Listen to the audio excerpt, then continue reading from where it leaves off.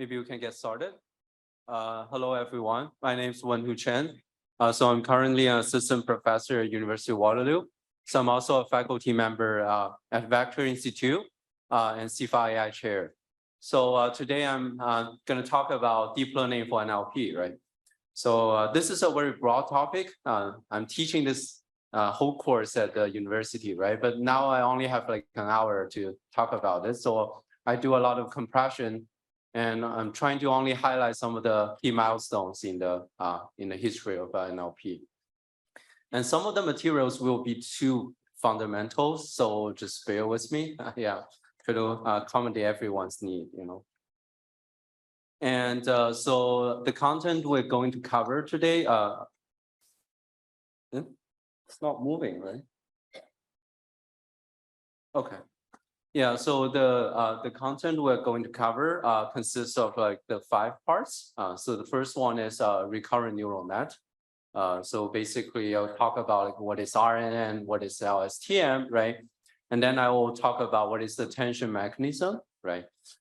Basically like how do you use the attention mechanism to do all sorts of application like machine translation, image captioning, and so on and so forth.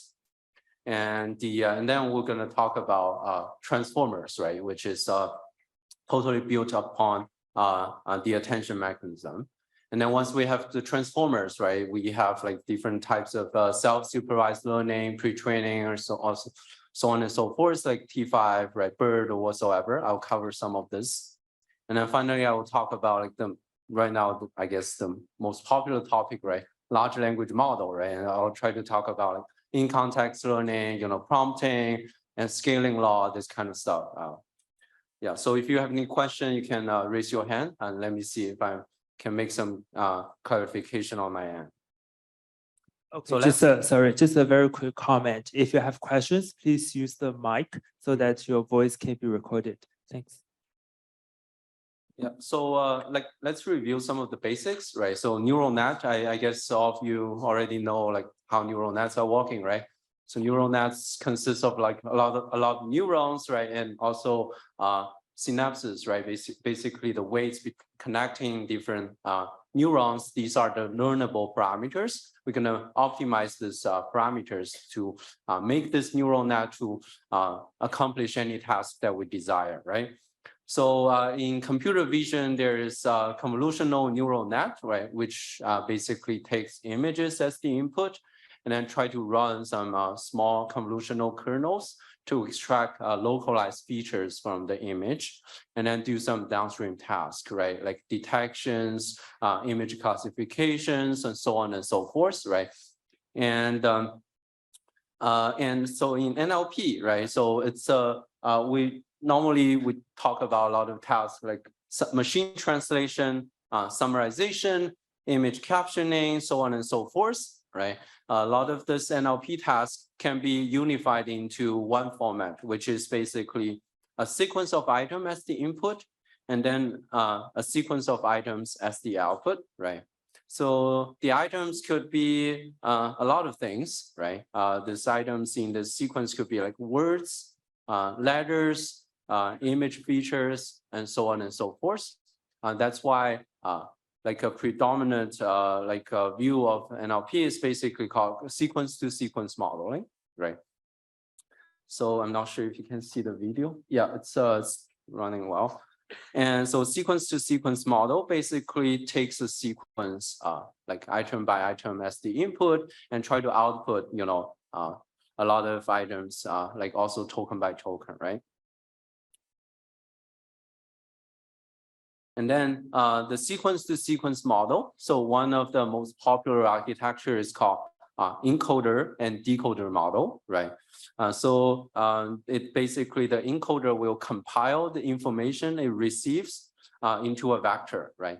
And then after processing this information, this vector will be sent to the decoder. And then the decoder will start generating things, right? Like tokens, paragraphs, or anything. Right. So this is also like kind of a visualization, right? So this is a machine translation task. You can think of it as a sequence-to-sequence modeling, right? So on the left-hand side, you have like maybe some French words, right? You kind of tokenize them into individual tokens, and then you feed these tokens one by one to an encoder.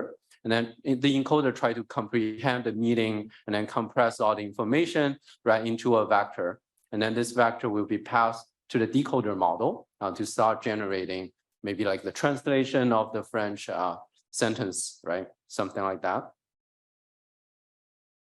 So how does it work, right? So how does the encoder actually work? What's the underlying mechanism?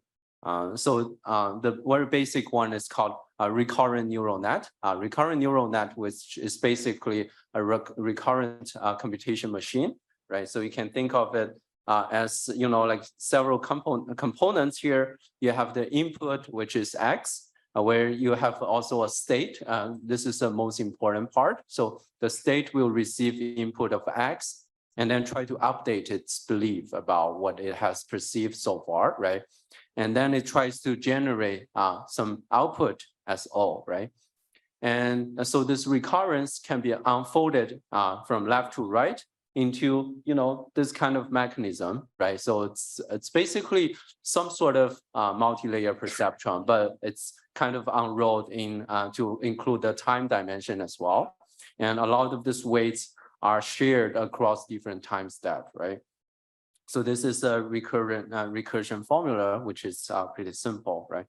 You take the input and then multiply with a matrix, and then the previous state also multiply with the transition matrix, right? And then you kind of update the state from ST-1 to ST, right? And then you output the like the output state of OT by multiplying another matrix over ST. So this is the most basic recurrent neural network. And then one of the drawback of this simple design is that it's totally linear, right? I'd say it's not able to capture a lot of this very complex behaviors in our natural language or any other sequence to sequence task.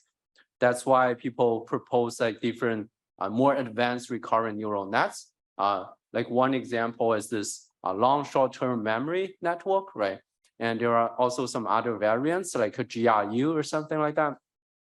So basically, in this type of model, so it includes more like a non-linearity, basically. There are some activation function, right? Basically, it's composed of like sigmoid or hypertangent, you know, that kind of function, so that the model or the architecture can be more expressive in terms of modeling different types of behavior.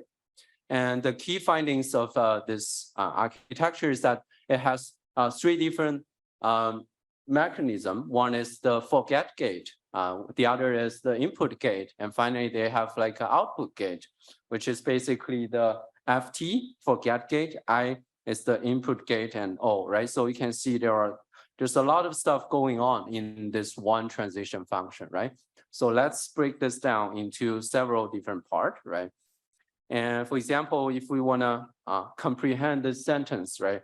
Bob is a nice person, and then Dan, on the other hand, is evil, right? So at the sentence break, right, when you start a new sentence, we do want to forget about like Bob or whatsoever, right? And then start a new sentence, right? So that's why the LSTM introduced this mechanism of forgetting gate, right?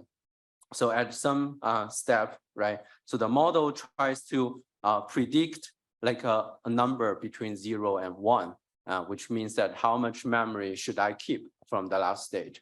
If this is like a new sentence, probably I just throw away all the memories about like the previous context and start from, you know, beginning. If I'm in the middle of the sentence, right, I should probably have like a higher value of like retraining the past context. So the forgetting will be kind of disabled, right? So this is one gate.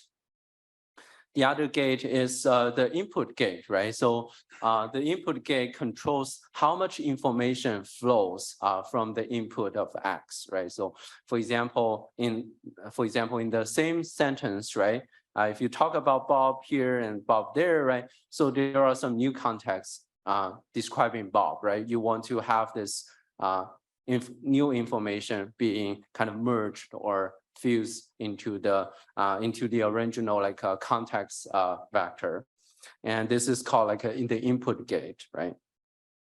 And once you have like the input and the forget gate, and then you have the context, right? So from this context is presumably multifaceted because it captures like a lot of aspects, right, about Bob, right?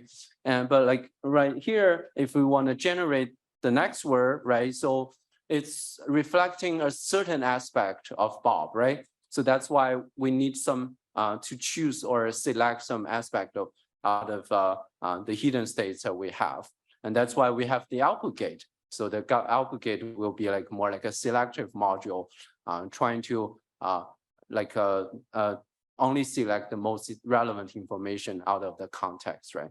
So these are like the three big modules inside the LSTM to capture different sorts of behaviors, right? Like because in your sentence or in your paragraph, sometimes you need to forget, right? And you need to start from scratch.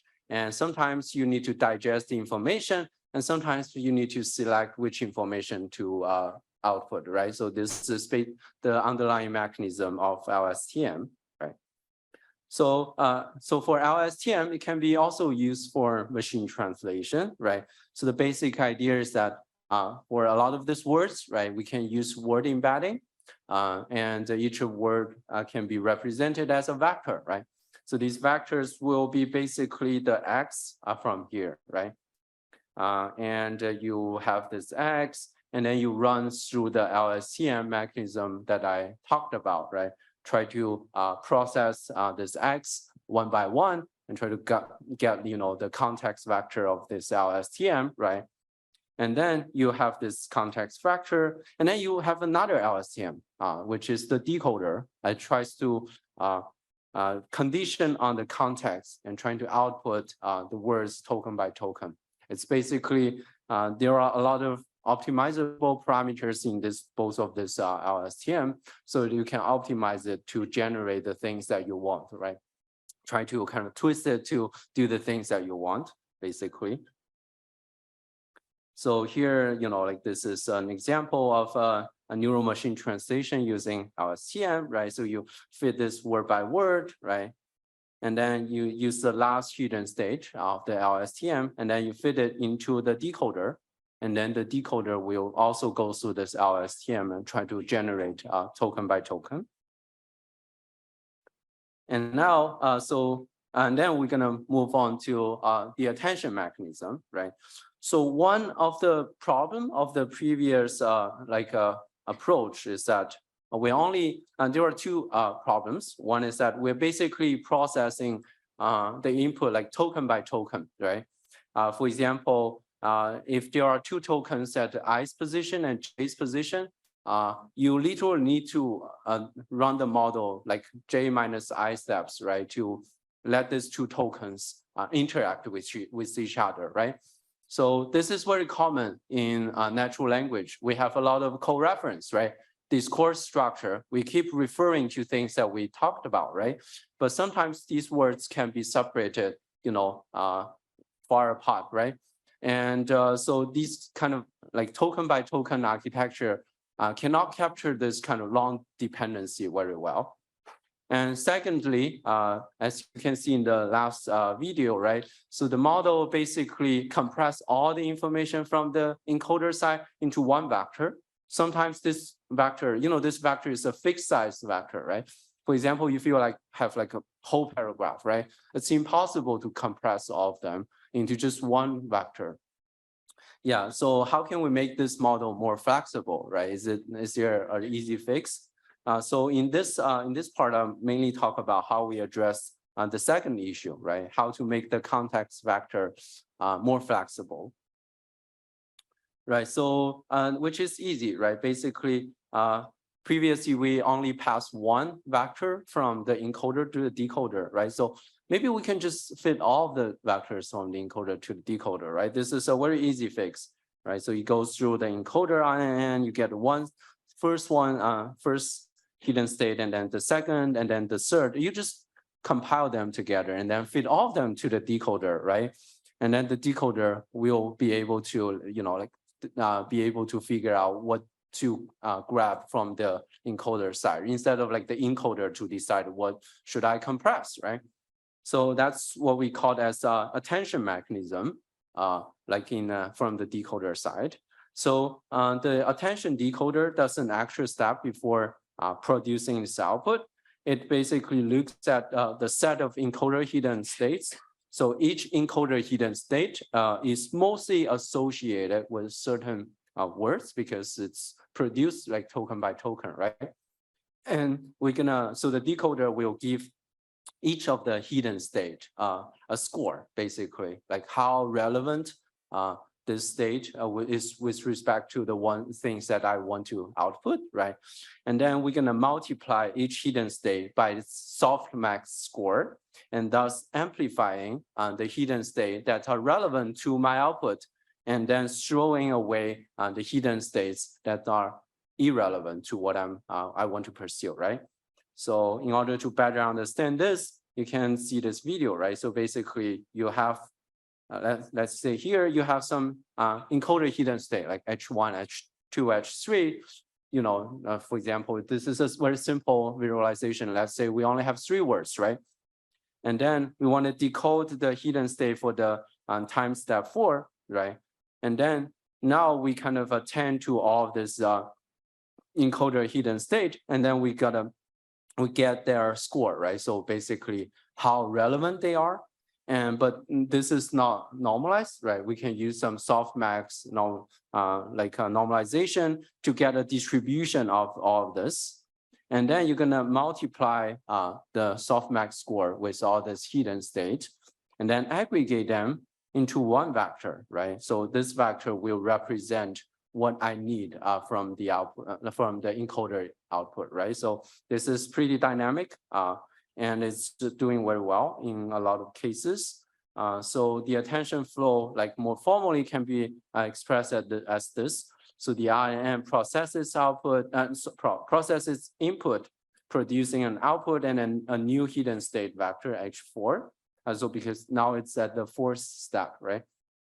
So in the attention step, we're gonna use the encoder hidden states and the H4 vector to calculate the context vector for this step, right? So you basically using the mechanism of weighted sum that I just mentioned.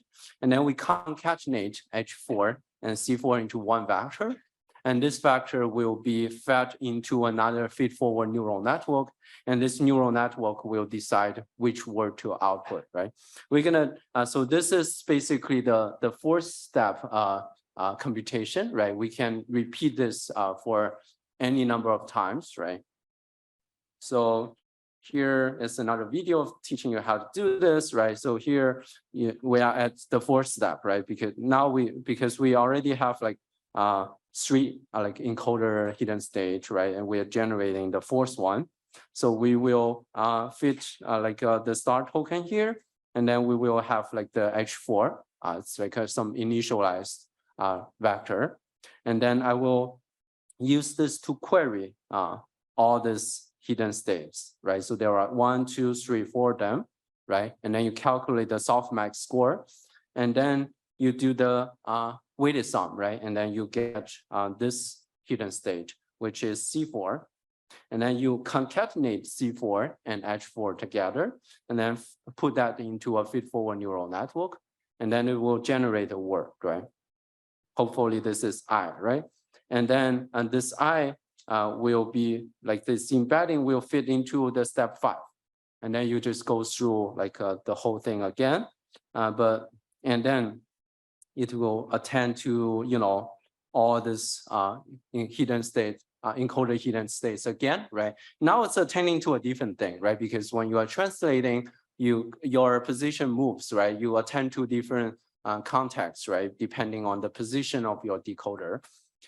And then you feed it to maybe like to get C5, feed forward neural network, and then you generate the output of M, right? So on and so forth. You can run this until like some like end of sentence token or whatsoever. And one thing that we observe is that if you plot out the attention map, like attention map basically is, you know, like the softmax score, right? So let's say this is like the decoder side, and this is the encoder side, right? So when I'm translating the first word, it lays a lot of attention on this word, like this French word. When I'm translating this, the attention kind of highlights on this, right? So on and so forth. You can see there's like the overarching like diagonal trend, right? So if you know French and English, you can see that these token from English and French, they're aligned very well, right? So which also enhances the interpretability of the model, right? And even more, we could, generalize this attention-based LSTM to do image captioning as well, right? So what we're gonna do is that instead of like using RNNs to process words as the input, we can use CNNs to process image as the input. Right now we have like the CNN gonna give us, like a feature map, right? So you can flatten this feature map just like the RNNs, right? So you will have a lot of localized features extracted from the input image, and then you use the LSTM with some attention mechanism, and then try to generate, the caption word by word. And as you can see, some of the people, I think this was published at Mila in 2015. This is a very highly cited paper. So if you're gonna visualize the attention, right? So you can see like when the captioning model is generating bird, it tries to, attend to bird most of the time. And when it's generating like something like water or something, right? It blacks out, blocks out the bird will attend more to the surrounding water, right? Or something like that. So this is very fancy at that time. People have never seen such kind of mechanism. So that's why it arouses a lot of interest in pursuing this type of interpretable generative model. And then that's why we have the transformer model, right? So I already talked about like how to kind of break the let me see what's the time. So it's already one. Oh, okay. Yeah, it's till 2:30, right? Okay, sounds good. So we already talked about how we break the bottleneck of the context vector, right? So we haven't touched upon the other weakness, which is how can we capture the long-term dependency between tokens that are further apart, right, in the input, right? And how can we make it more flexible? If you look at the recurrent neural network architecture, if you unroll it from left to right, you can see that, something like this, right? And the encoder, so the RNNs, and tries to use the inductive bias that like all the sequences, a lot of the contexts are local, right? They try to process things locally, which is a good heuristic, but it also has some bottleneck, right? For example, the RNNs gonna take the order of sequence length time to make the distant word interact with each other, right? So for example, if you are processing this sentence, right? The chef who blah, blah, blah, blah, and words, right? And then this words and chef, they are highly connected, right? But there might be, already, 100 tokens in between, right? So the model already forget what's going on with the chef, maybe misremembers that it's not a chef, it's maybe a doctor or maybe a policeman or something like that, right? So this could cause a lot of issues when we're doing NLP, right? So with this kind of linearized recurrence, it's very hard for us to learn the long distance dependency. And this is mainly because the gradient propagation issue, because it's using the BPTT algorithm. And you basically need to propagate the gradient by many steps from here to here to actually learn the long-term dependency. So this learning paradigm basically prevents the model from capturing this long-term dependency. And so this is not the best way to do an NLP, right? So so that's why I think in 2017 or something, right? So Google has published this paper called Attention is All You Need. I basically propose that we don't even need the recurrent architecture. We can just use attention for the whole network. The whole network is just built upon attention mechanism. How can we do that, right? So we're gonna use like the attention gonna treat each word's representation as a query, right? And then trying to access and incorporate information from the entire sequence, right? So there is no recurrence at all here. And one good thing about this is it can be done in a very highly parallelized way. Like because in GPU, right, it has a lot of this parallelized computation unit. If you use transformer, it can best exploit, the parallelism residing inside the GPU. So right now, because there is no kind of recurrence, the maximum interaction distance or the complexity for two tokens to interact with each other suddenly drop to constant, right, or 1 basically. And all the words will interact with each other at all level, right? So for example, here in the second layer, so this word, this hidden state gonna interact with all the input word embedding, right? And then you're gonna do this self-attention over this whole layer. And then you're gonna stack another self-attention layer on top of that. And then on this layer, you can also kind of interact with all the hidden states from the last layer, so on and so forth. You can stack this, maybe 100 layers of, to capture all sorts of very sophisticated interactions between different words and so on and so forth. So attention can be seen as performing a very fuzzy lookup in a key value store. So in a lookup table, we have a table of key and values, right? Basically, if here we are having a word as a query, and then we try to grab the most relevant words out of this inventory of key and value pairs, and then we're gonna do the output, right?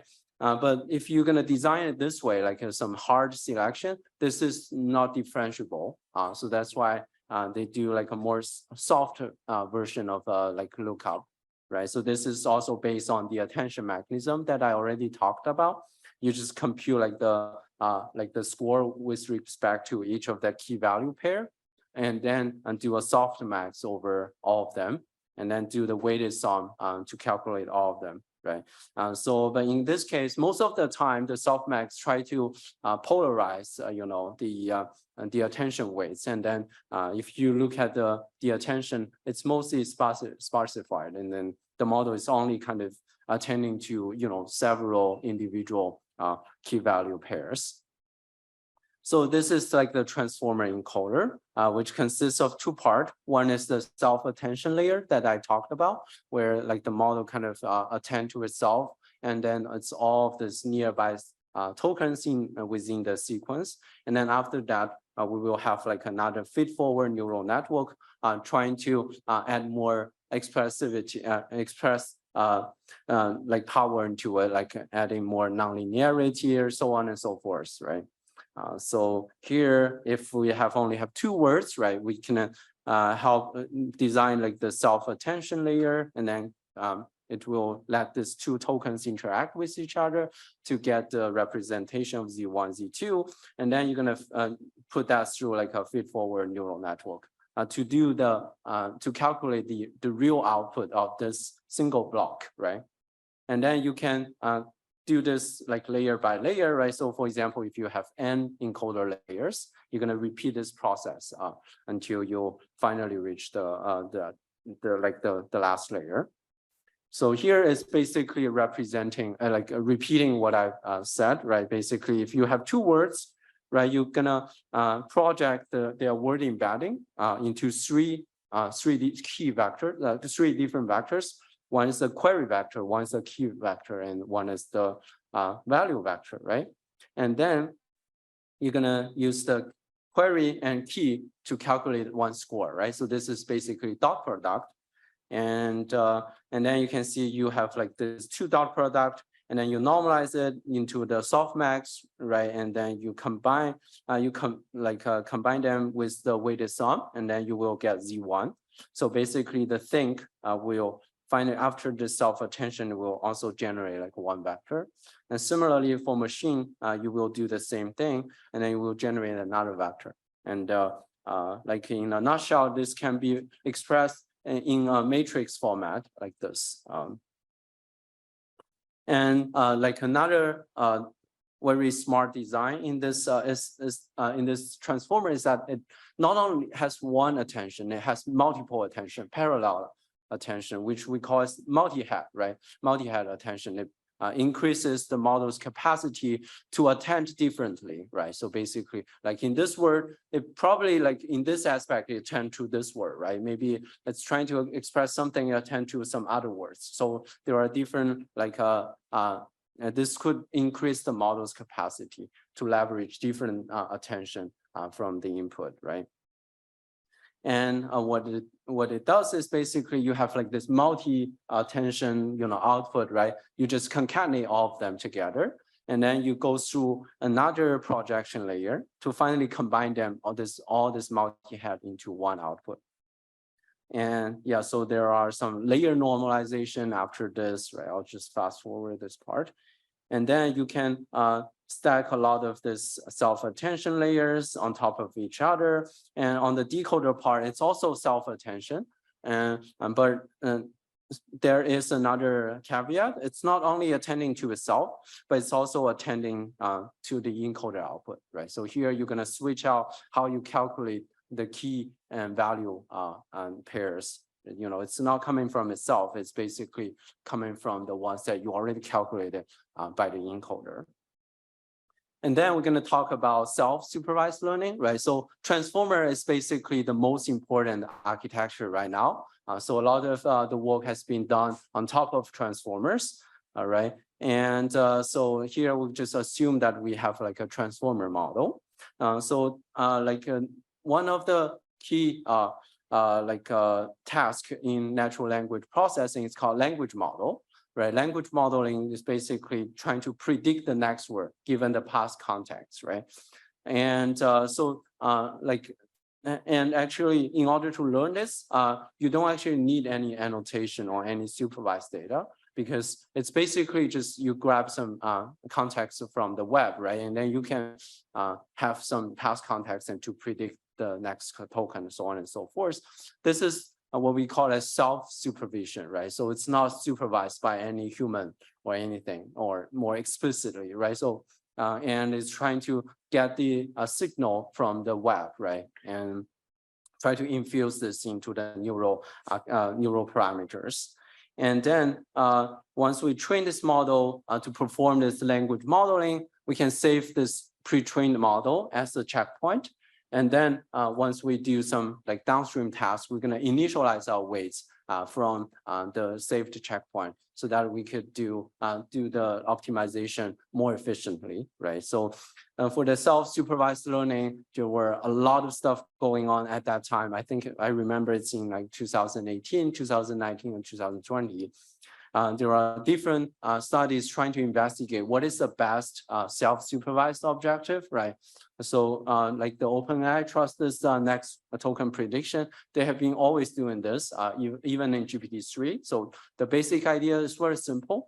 You just have the path, you have a sentence you found from like the web, right? And then you mask the next word, like mask some word, and then use the past window, the previous window, and then try to predict that, right? That's called next token prediction. And then also some other work like BERT, who tries to explore other alternative where you have like a whole sentence, and then you mask one of the token, right? And then you try to predict this word, not only from the left-hand side, but also from the right-hand side, right?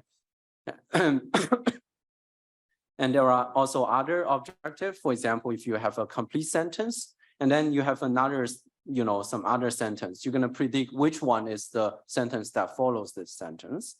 Or there are some also other sentence reordering tasks where you kind of perturb all the words inside the sentence, and then you try to reconstruct their original ordering, right? So there are tons of papers in investigating this, like GPT-2, BERT, Roberta, Ernie, T5, Albert, BART, UL2, so on and so forth. There are plenty of them. And so some of them are using like decoder only architecture, where basically like the whole architecture just a decoder. There's no encoder at all. Some examples are like GPT-2, GPT-3, Lambda, and there are some only using the encoder. And there's no decoder, like BERT and some other variants like Roberta whatsoever. And there's also like encoder, decoder architecture, like transformers, T5, BART, so on and so forth, right?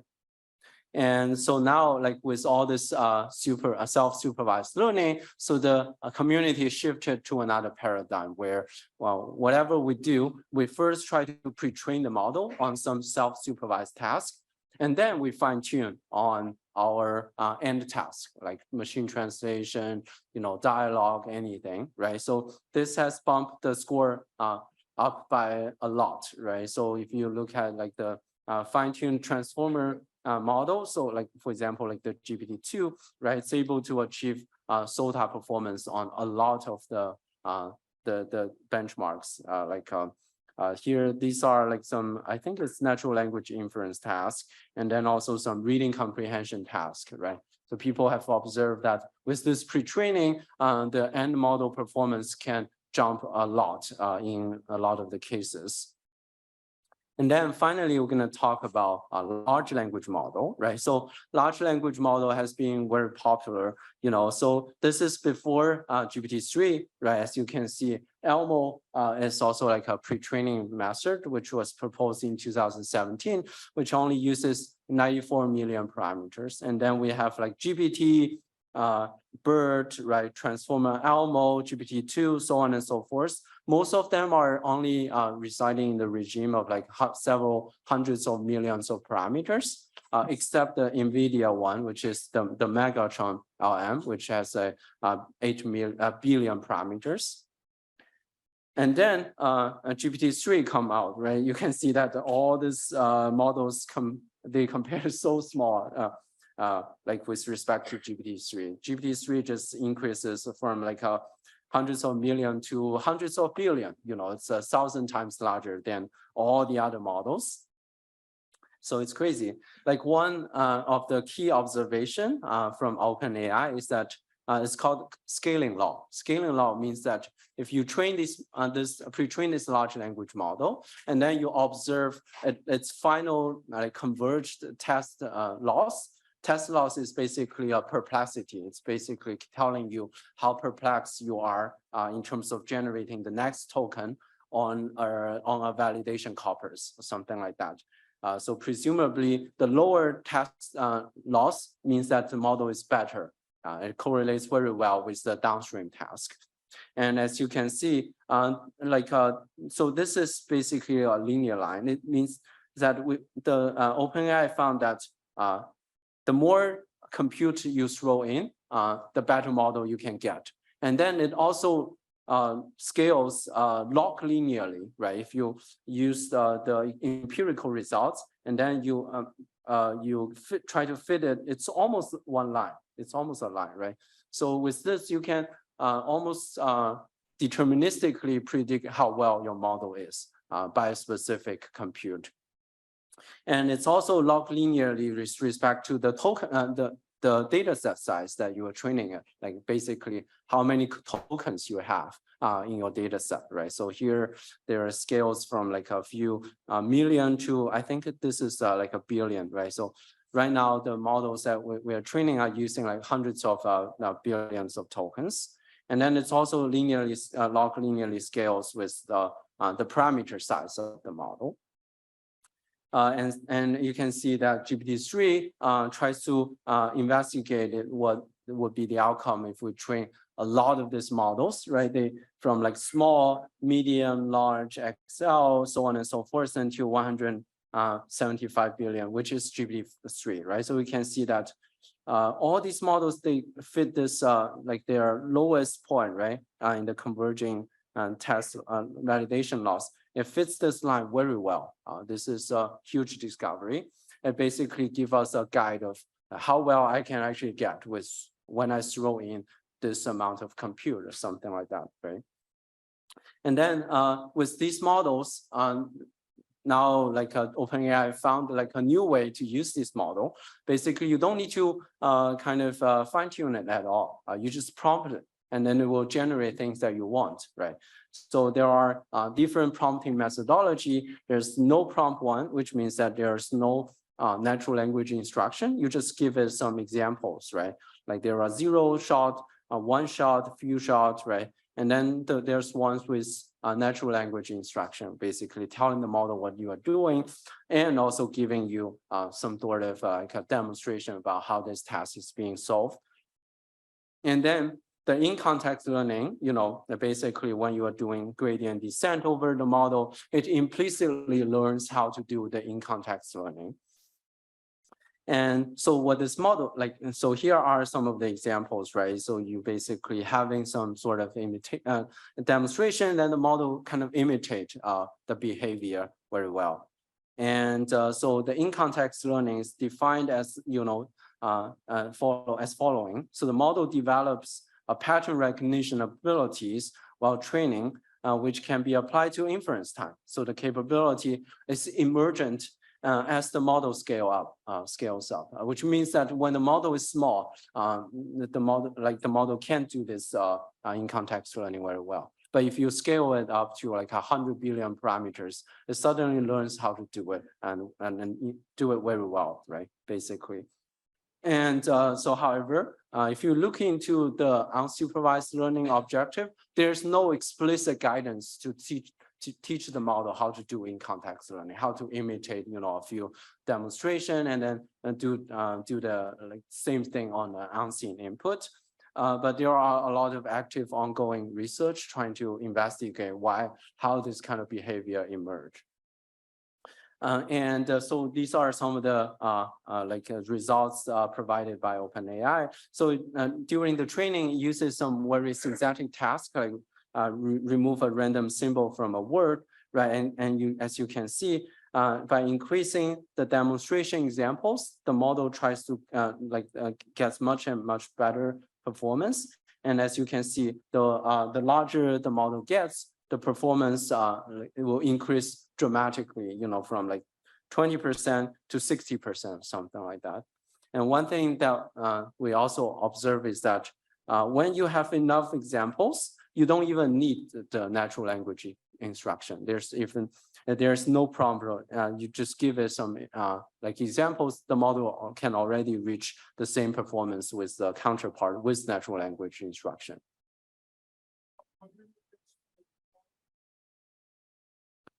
Also, could you repeat the question? Oh, sorry. Oh, yeah. Sorry. So you were saying that how does the model evaluate this, right?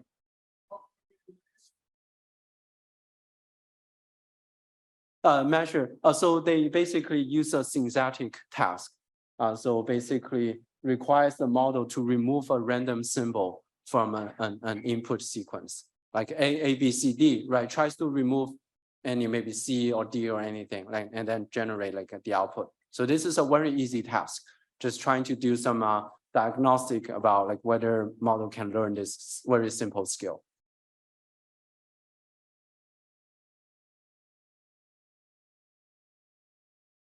The parameters, learnable parameters from the model.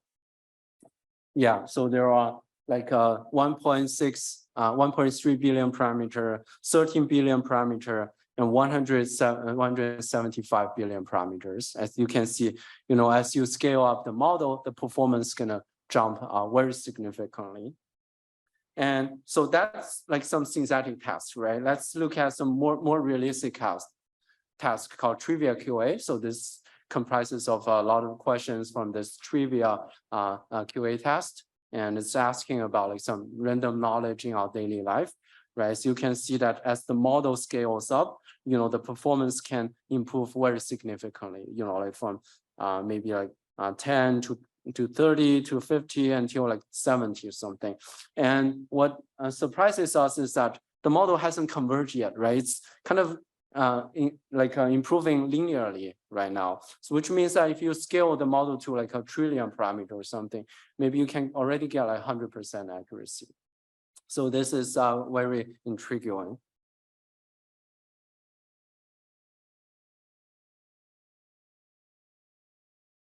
Basically, you give it the model like some sort of examples to imitate, right? Basically.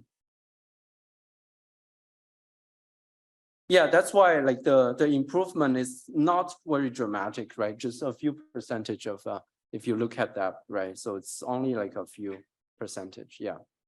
But you at least need like one example to actually teach the model what is the format, right, of the answer, something like that. But giving it, like 63 more, you only get a very small jump, like maybe 7 or 5%, something like that. And then the GPT-3, if you're gonna evaluate it on some of the, the major NLP tasks, like machine translation and whatsoever, like like reading comprehension, right? Without training the model at all, you just give it like a few short example and then do prompting. The model is already getting a very good performance on a lot of these tasks. And these results are coming from 2020. So these are pretty old. Right now, I assume that with GPT-4, you already get like much higher performance. So why is in context learning so good, right? Why does people love in context learning so much? I guess one reason being that the previous methods still requires you to fine-tune the model, right? But fine-tuning is very expensive. The expense comes from two sides. One is that if you want to do gradient descent, you need a lot of GPUs, right? GPU memory or whatsoever. And then you also need to, after fine-tuning the model, you need to save the checkpoint in your disk, right? Like each of the checkpoint could be, like tens of gigabytes, right? Which is very expensive to save, right? But now with in-context learning, you don't need to do any gradient descent at all. You just give it some prompt and then it does everything for you. And then one single model can solve all the tasks without any adaptation. The adaptation is only on the input, right? So what kind of input you try to give it, what kind of demonstration you give it. That's why prompt engineering becomes, like a very popular fashion right now. And yeah, so with that, I want to conclude this talk.